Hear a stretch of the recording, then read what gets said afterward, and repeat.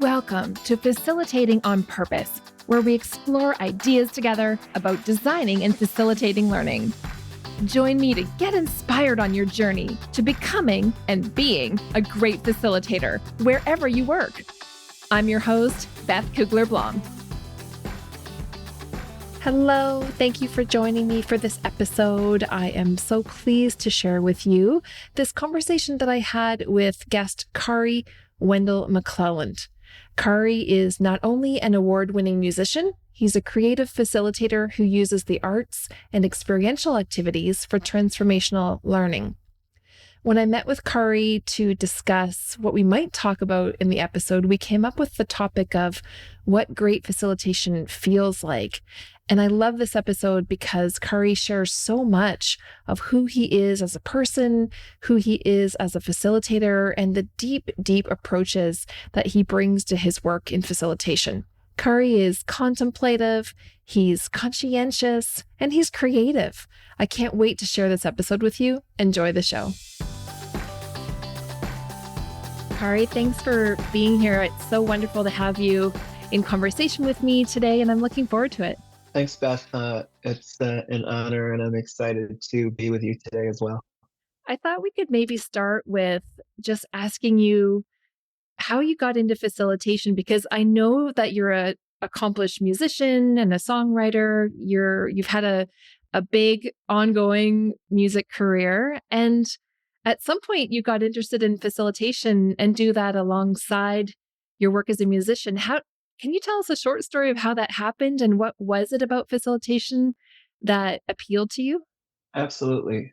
Maybe 18 years ago, 17 years ago, I was living with a facilitator by the name of Rupinder Sidhu, aka Ruby Singh, depending on what day you catch him. We had a lot of facilitators coming through our shared house in East Van off Commercial Drive.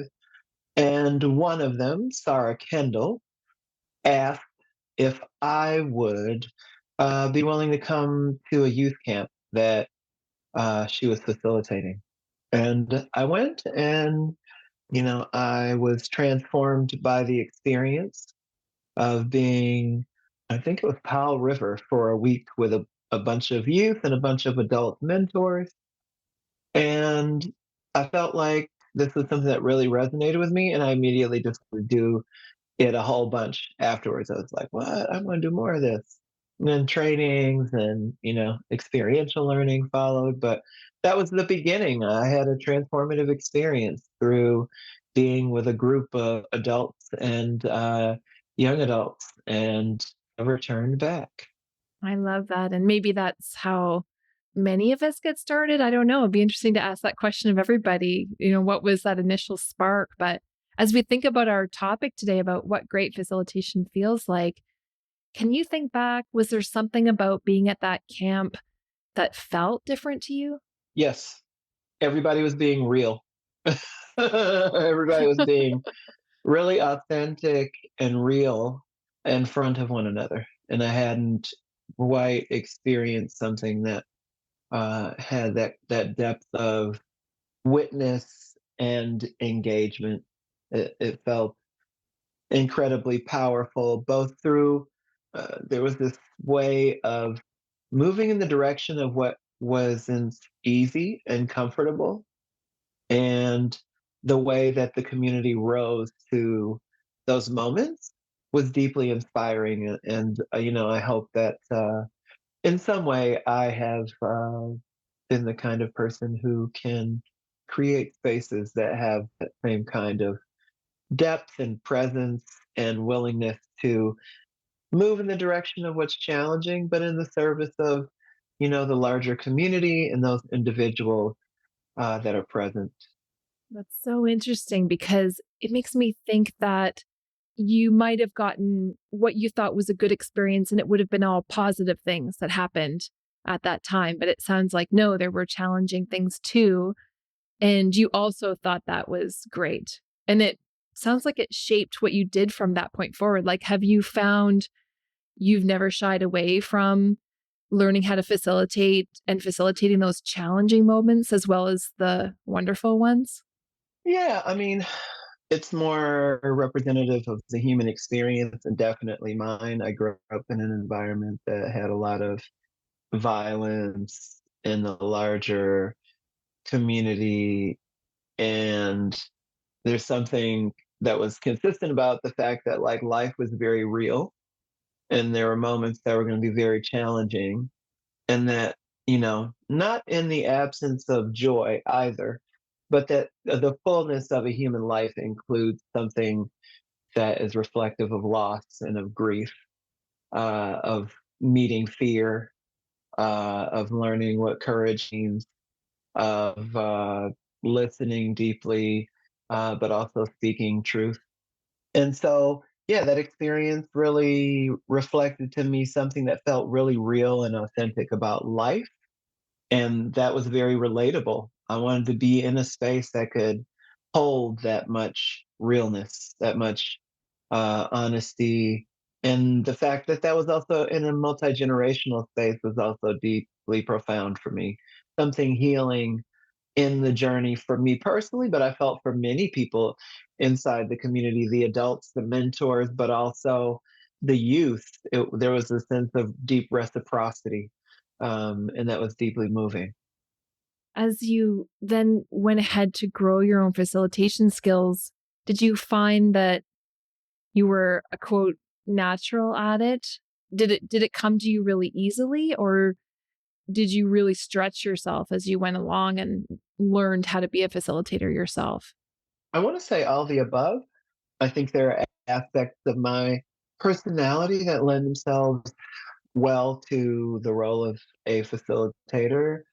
I don't think you can do it for very long and not find yourself, deeply challenged and needing to grow yourself, especially I think that I'm constantly evolving and like the way that I might meet different moments is really changed over years. And so things still remain to be deeply challenging, but I have a sense of confidence in terms of walking in the direction of what isn't comfortable or what might be challenging. So that if there was a core skill that maybe I've developed, it's like a willingness to move in the direction of what is challenging, what isn't comfortable, what isn't easy, and that allows for all the other kind of skills and capacities to present themselves, but or at the very least be practiced.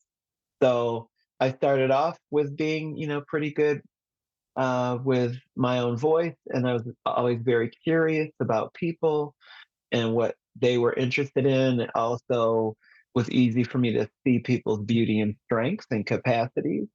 So all of that I think was going for me, but I think the core capacity that I needed to really develop was the willingness to not feel like I needed to know it all and to be uncomfortable and to be connected with people even through uncertainty. Yeah, and you called it a practice, and definitely it's ongoing, isn't it, for all of us as we learn how to do this work? Hmm. Have you had people that you've grown with, learned from, had as mentors along the way? And what did it feel like to be with them in their spaces as a participant? Peggy Taylor, Charlie Murphy, Nadia Chaney, and a whole bunch of other folks, Sara Kendall, to name a few. Yeah, it was inspiring. I felt like I found my people in a way. Like I felt like there was a sense of resonance.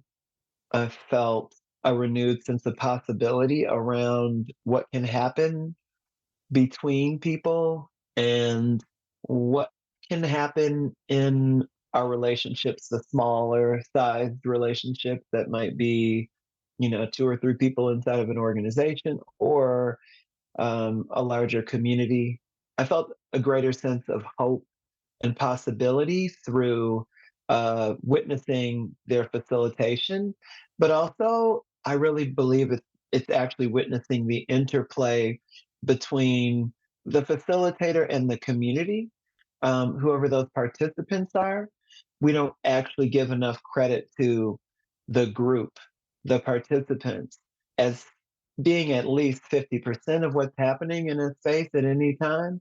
I think those people that I mentioned as mentors, they had a way of allowing the participants or community to live into their own capacities for witnessing, for speaking truth, for organizing, for holding one another, for exhibiting leadership, for having brilliant questions and insight.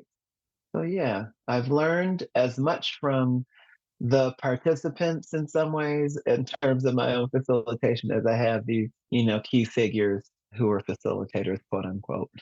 Yeah, it sounds like you're in a room. I can just imagine that you're very tuned in to what's going on with everyone around you. I know you probably do it as a facilitator, but as you were a participant in other people's rooms, I can see you're looking at things on this other level or this other plane of what's going on. Do you think that like you've kind of got this other level of what you're seeing happen in a room?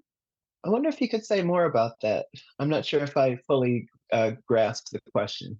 I guess it's that it's almost a joke sometimes, we facilitators, right? When we go and we're a participant in somebody else's session and we can't turn off that extra level of awareness about not just being said, but how it's being said or facial expressions or, all sorts of things. Like you're watching and noticing things that other people might not notice because of who you are and maybe your past musician training or whatever it is, certainly as you grew in your facilitation skills, do you think you see more things at play than some other folks would? I actually think most people feel these things. They may not have language for them or the tools to like use them in a group space, but I actually really deeply trust the internal kind of barometer, as a metaphor or analogy, that people can feel when the pressure in the room shifts, and you can see it on a group of people. It's not just me who's like reading the room, but part of like how I'm able to read the room is because everybody is actually in the same group field and they're also reacting. Like part of how I know that something has shifted is I actually see it on the participant.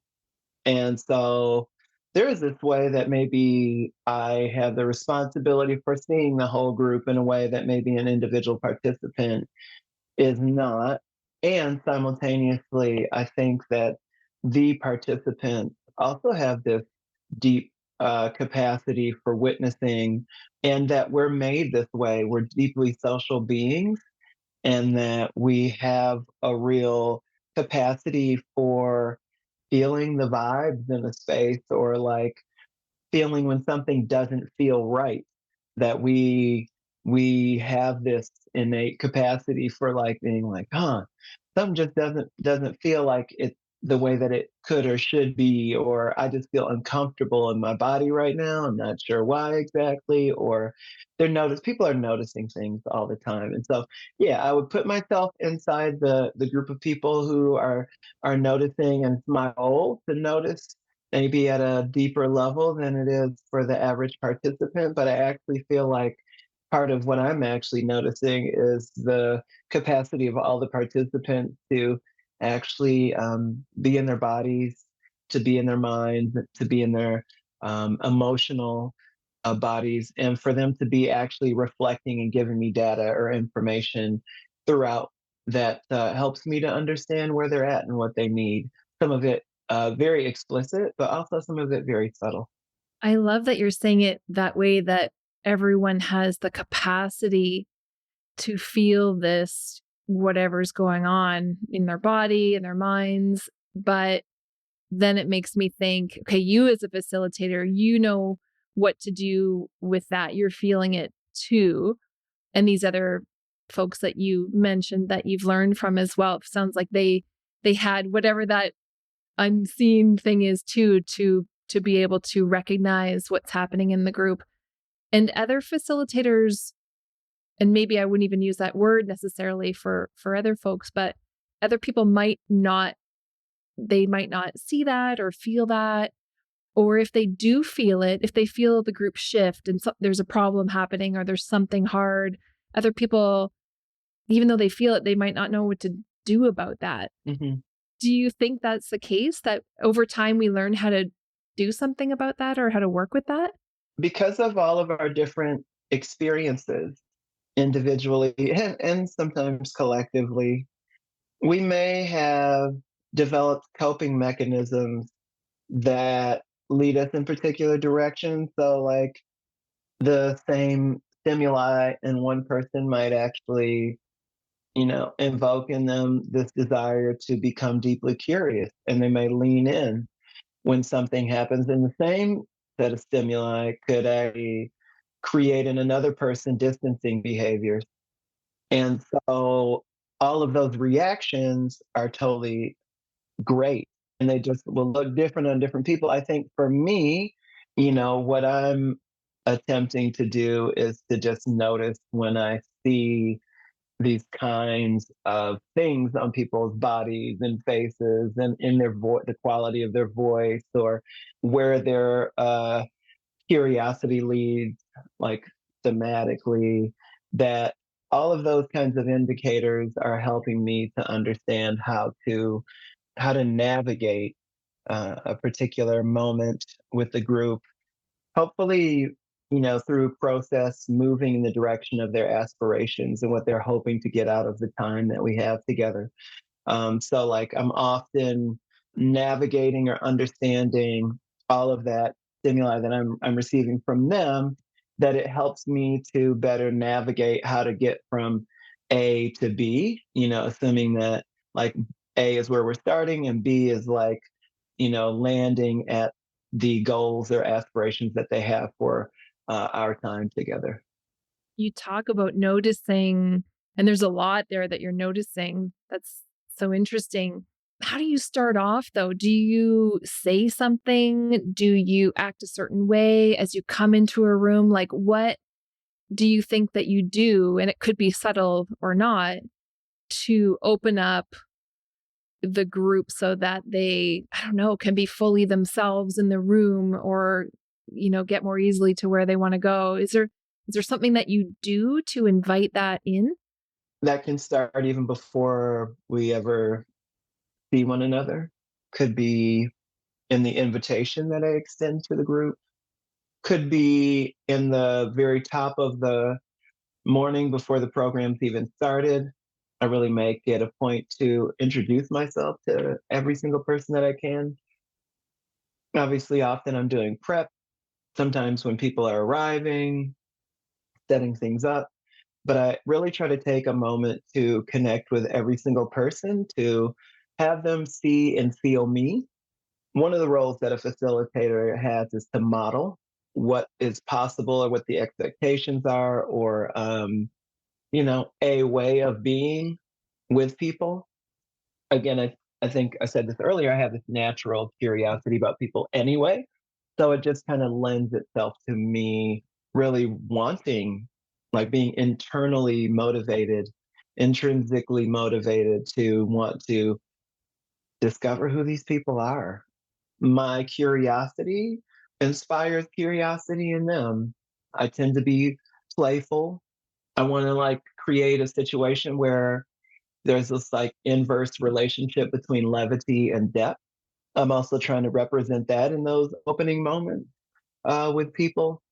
And then that definitely is happening as we start to unfurl a program. I often start with something like an invocation at the beginning of our time together, to again invoke a spirit, an ethos, a vibe, a way of honoring ourselves and each other and the journeys that we all have had, and to just mark the opportunity, imbue it with a sense of meaning, and that there's a special possibility that's present. So, as I said before, it can be really early questions that I might ask someone even before I meet them, whether that's through an email or some other form of communication, a call. Could be a video message that I'm sending. Could be just a prompt that I give them before everybody enters the room that lets them know, oh, this is the kind of tone that's being set. Here's a little bit of what I might expect from my time with Khari. I also try to lay out the goals, community agreements or encouragement, an overview of what I'm imagining our time together will be, and really trying to along the way make sure that I have investment from them, that they're with me, that they agree that like what I'm imagining is going to take place during our time together, that they also can see that same vision or journey, and that it's reflective of their own needs and aspirations. So yeah, that's, I think, a little bit of how I am initially like seeding and helping to share a way of being in relationship early, and where I see things that maybe not in alignment with how I may have imagined how we'd be together, that I again become very curious about that. Like maybe there's actually conflict in the group that hasn't been shared with me earlier, and that's like, you know, trying to again read and understand what's actually present as opposed to what I'm imagining should be present or could be present. I think there's something about being okay with what is, and not needing, and not like trying to force something to be different than what it actually is. There's something for me in that too. That's so skillful, Khari, because I can imagine that would scare the heck out of a lot of people that are new to the field, that they would think, okay, I've prepared well to come into this room, this experience, and this is how it's going to go, like we can make that mistake, can't we, of thinking, okay, we've got it. We've got our plan. We're coming into the room and we know how it's going to go, but you're really leaving this wide open space to keep noticing what's going on with the group. And if they are in the space you thought they were in, not a physical space, but in the mental or emotional space that you thought, and if not, you're okay with that. You're curious about it. I love that you've used the word curiosity. And what do you do? Do you make changes as you go in true facilitator flexibility style? Like, you're learning things as you talk to the folks as they come into the room and you're chatting with them. What do you do when you realize it's something different than what you thought? I think I always try to like be really flexible around what the goals could or should be for our time together, whilst also understanding the limitations of time or you know resource. Like maybe they can't hire for 2 days because what they actually have the resources to do is like 1 day or 4 hours or 2 hours, and so we have to make the most of what that time is. It always behooves me to just be really open to the possibility that what I thought it should be is actually different from what the group thinks it should be. And I like always going to default to the group and the group's needs as opposed to my own needs. Because I got hired to do a thing, people paid me to help them meet their aspirations or goals for the group, for their organization, and sometimes for them individually if I'm sort of running a different kind of workshop. So I'm really trying to be open to what the group needs and to just be present with what is as opposed to what I've imagined. And then, hey, let's reset the goals then. Or, oh, we realize like what we actually need in this community are some different kinds of agreements or guideposts for how we can be together.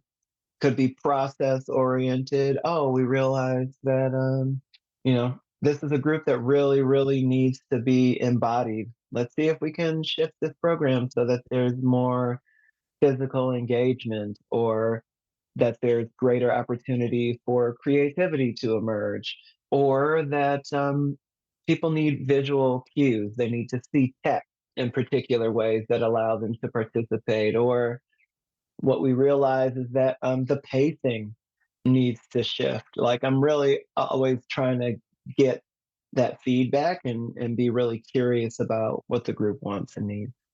I'm so curious about how your background as a musician informs this because, you talked about things like alternating between levity and depth, and you just mentioned pacing or, physical activities that need to be added in, or, there's kind of musical terms that are coming up for me around some of these things where we could draw parallels to. Do you think that your musical abilities help you do some of those kind of multimodal changes along the way? Or am I putting ideas in your head? I mean, I don't think we can remove the experiences that we've had that they inform us. And so one of the experiences that I've had is, yeah, playing a lot of music, engaging with audiences, engaging with other bands, improvising with other band members, but also improvising inside of a structure, not being able to pre-plan what every moment is going to look like, and to just be really present because often the magic happens in the present and in the presupposition, not in the thinking mind, but in the being with mind.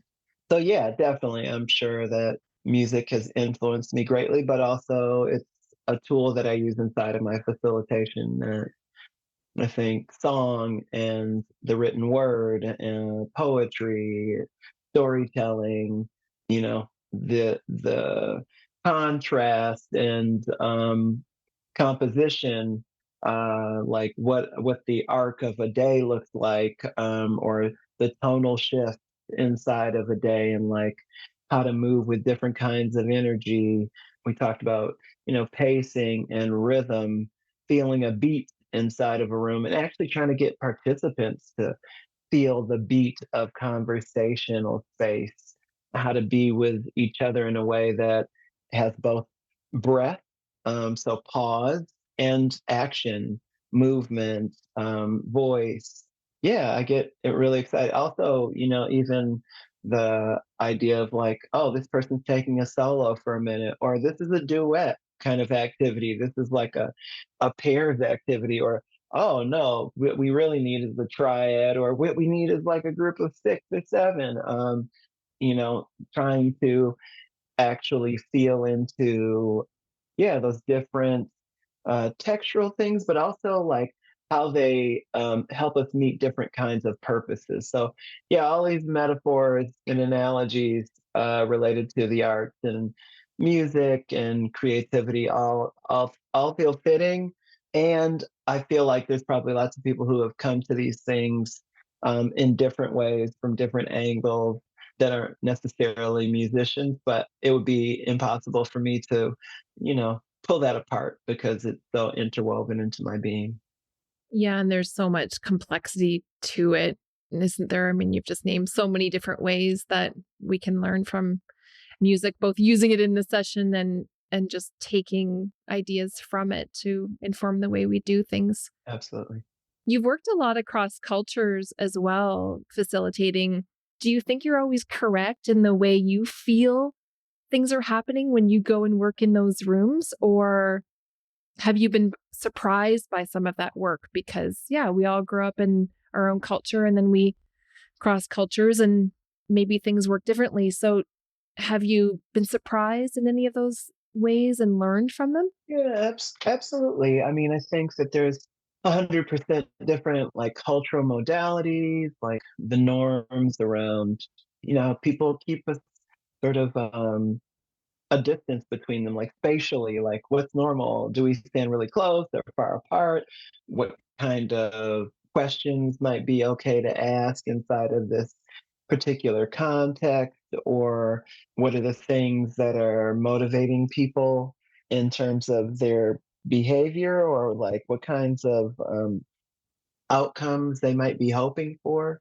And what I've really noticed is that I just feel like as long as I'm really, really curious, and that I'm able to communicate with a sense of honesty and forthrightness about what my hopes and aspirations are, like individually, but also in service to this larger collective. Again, I'll use music as an example. It's like music translates across cultures very often. It's like Michael Jackson, globally popular for many audiences. I don't need to know every word that the Buena Vista Social Club, a band from Cuba, is saying in order to feel a sense of where the energy is. Like, oh, this feels like this is fast and it's really triumphant and joyful. It's anthemic, or oh, this is sadder. It's slower.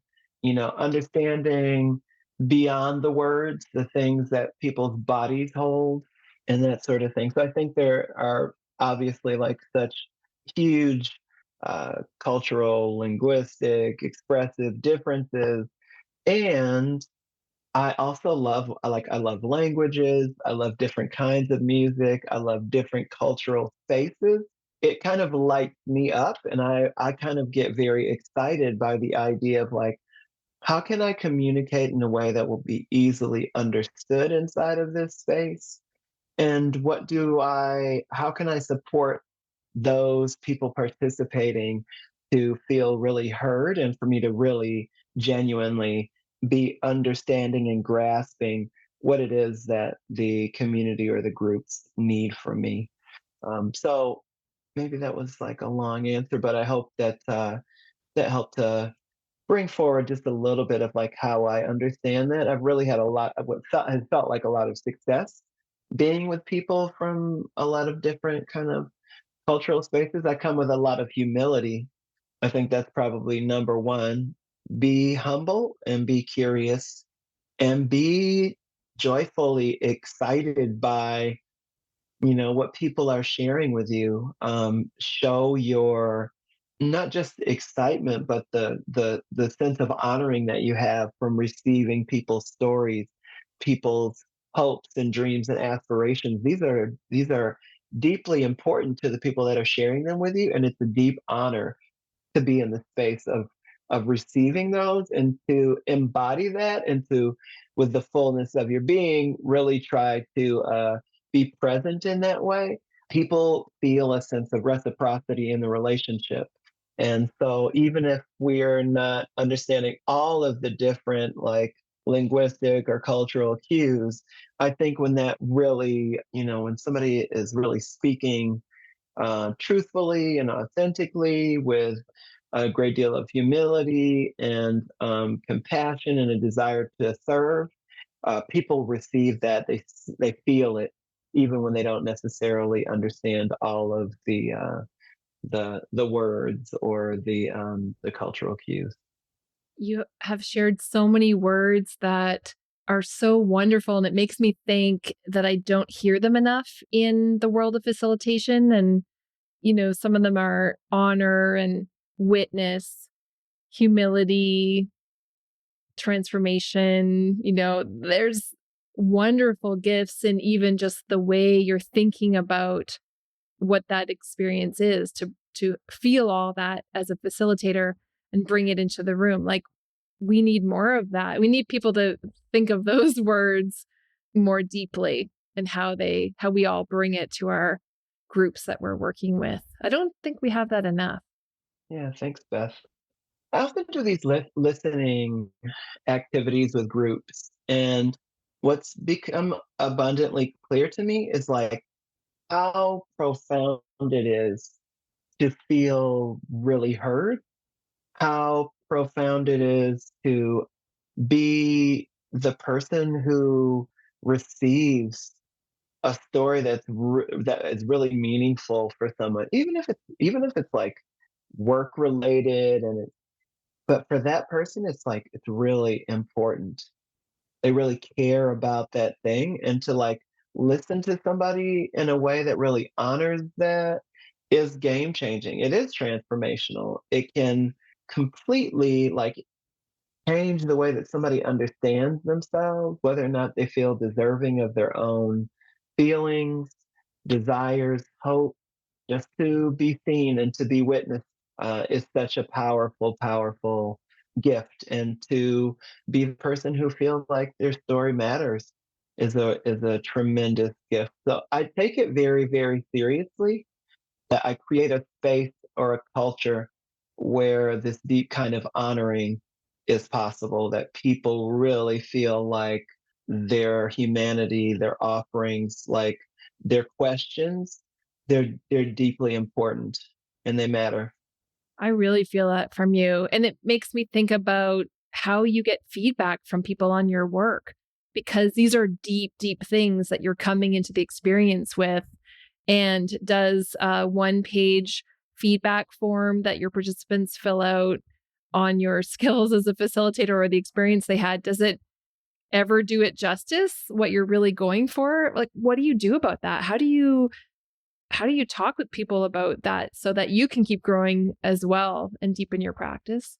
I think there's a lot of different ways to get feedback from a group. Obviously there's like, here's the anonymous survey, and there's like the sort of pre and post evaluative like thing. Especially if you're trying to like build skills in a group, you can ask like, hey, how familiar with X, Y, or Z concept are you? How comfortable would you be in having a conversation about X, Y, or Z? Or how confident would you be in leading or participating in X, Y, or Z, like before and after? I think those are things that help me to know whether or not I'm effective in sharing the sorts of things that I'm trying to share, or like in growing kind of understandings. I think also there are things that are more qualitative, which could be having people do something creative in reflection to what the time has been together, to have people do something that is not just witnessed by me, but witnessed by the entire group as a way to reflect on what the experience has been together. And, asking directly, like, hey, what would you like more of? What would you like less of? Is there something that I missed or we missed? There are obvious limitations to how much time one has in a day, but I think also I have a fairly open door kind of policy with anybody that I've ever worked with before to, you know, oh, is something like lingering with you? Are there questions? Are there things that you wish would have been a little different, that I really avail myself to being in relationship and receiving those kinds of, yeah, words, ideas, different possibilities for how things could be. I again become very excited by people who are willing to actually engage with me about the things that they are hopeful for, the things that work for them, but also the things that maybe didn't work for them and could be different. Yeah, and I bet they tell you more than they might tell another facilitator who didn't create that whole container and that whole experience for them. We know as participants who we can share all the things with and who we can't really, Hmm. don't we? So you might get some wonderful engagement there that other people might not get. Yeah, I think that's possible. I think also I really set the expectations for the group and for me early that like nobody in here is perfect. And there are going to be things that we're going to be trying to practice and we won't get them right the first time. And we're also like just getting to know each other potentially. And like sometimes that's a clumsy effort and it's not always as graceful as we would like. And that we have to be forgiving of ourselves and each other as we attempt to move forward together, and offering those kinds of ways of being together. And again, highlighting a sense of humility. I often am not the expert in the rooms that I enter into. This person's really into public health, or this group's really into public health.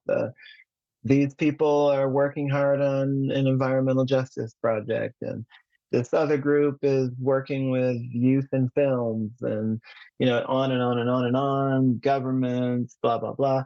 I want them to know that, like, yeah, I've got a lot of experience around being bringing people together in a good way, And I still don't think that I'm the expert on everything there is to know about how to bring people together, and that it is completely likely that somebody in that room can school me, give me information that would be really powerful for me to know.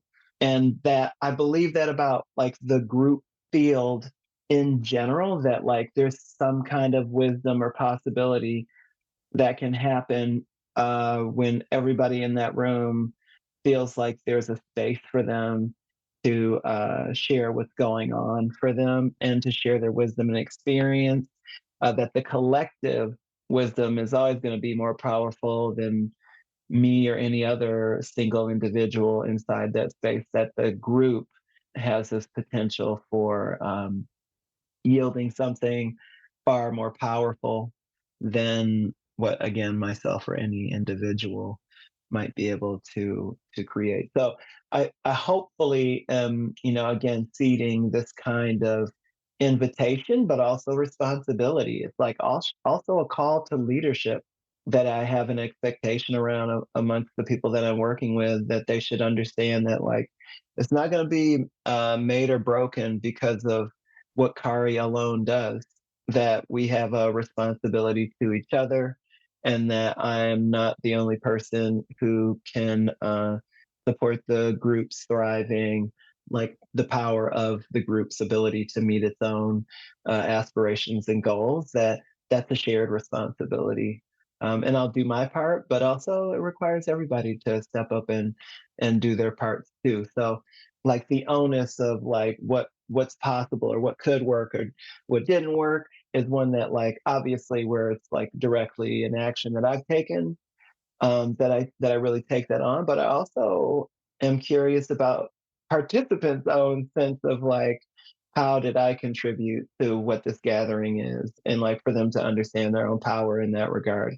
Because I think for me at least, I always like can like see in a room where there's quiet leadership happening from different individuals. Like they're helping to provide clarity around maybe an instruction that I gave that wasn't as clear as it could have been.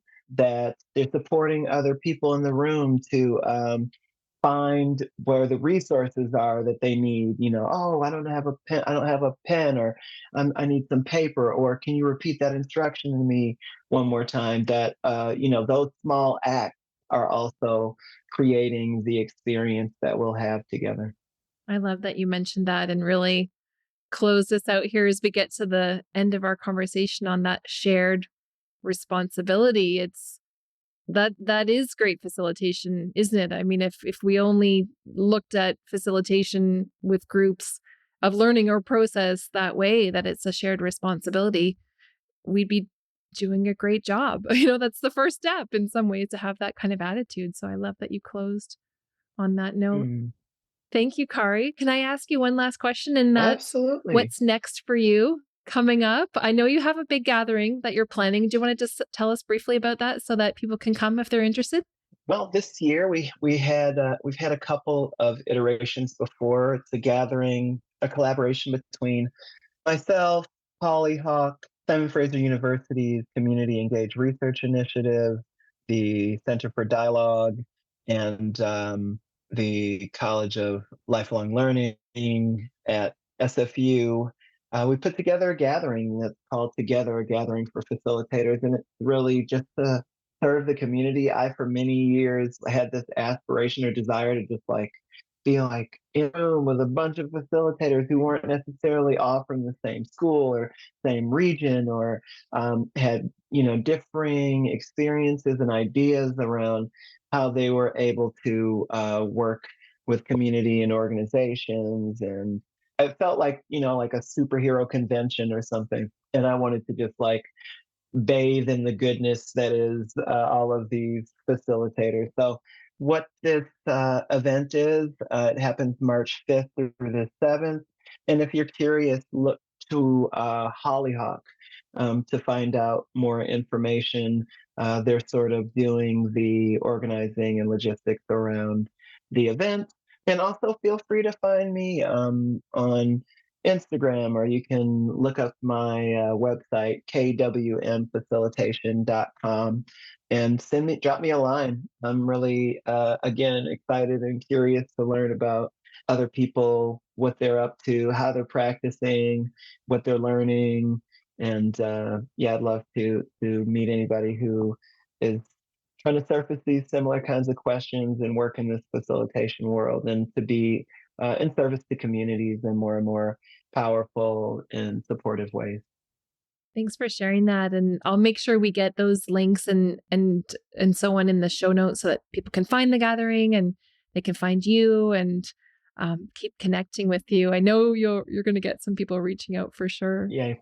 Thank you so much, Beth. Really appreciate the time with you, your considerate and thoughtful questions, and the shared curiosity. I didn't feel like we were at sort of other opposite ends of the table. I felt like we were walking alongside one another on a journey. So I really appreciate that. That felt really nice. Oh, that's nice. Thank you. That's a big compliment. I appreciate that. And thank you for sharing and just the deep way you think about our work. It's been wonderful to learn from you today. Thank you, Beth. In my conversation with Khari, he talked about the fullness of human life and moving towards things like challenging situations and being really excited by that and what he could do with that as a facilitator. And I was so struck by the fullness of my conversation with Khari as he used really precise and almost unusual and unique language that I don't hear very often, as I've said, to describe the things that he's seeing and he's experiencing and he's feeling in the room with participants, and that they feel as well. One of the things I thought it was so interesting that he said was that participants are all reading the room. They are noticing what's going on with people's faces, with people's bodies. They're noticing their feelings when they come up in the room. And it could be that they don't know what to do with that, but they're noticing it. And I think sometimes we forget that. I don't know if I talk about that as much with facilitators when we get around the table and talk with each other. We tend to talk about what we're noticing as facilitators. We don't really recognize or bring to the surface, like Khari did, the fact that participants do notice those things. So we can sure capitalize on that and ask them about that and bring it into the room and get their suggestions and their solutions and so on. But we also do have to recognize that sometimes they might not have the skills to do that. And that's where we can come in and be suggestive and helpful, potentially as facilitators. But just to recognize that there's so much being noticed by participants as well as ourselves as facilitators was just so important for Khari to have mentioned. And I really appreciate him coming on the show and sharing his deep thoughtfulness around our work with me and all of us. On the next episode of the podcast, I talk with Dr. Suzanne Wertheim. I picked up Suzanne's book. It's called The Inclusive Language Field Guide, and I really enjoyed reading it. And I thought, ooh, inclusive language, that is something absolutely that we designers and facilitators of learning have to think about a lot, and it's constantly evolving. So I thought I'll invite Suzanne onto the show and have a great conversation and learn from her about what's current in inclusive language so that we all can learn as well. So that's coming up next time on the show. Until then. Thank you for listening to Facilitating on Purpose. If you were inspired by something in this episode, please share it with a friend or a colleague to help them expand their facilitation practice too. To find the show notes, give me feedback, or submit ideas for future episodes, visit facilitatingonpurpose.com. Special thanks to Mary Chan at Organized Sound Productions for producing this episode. Happy facilitating!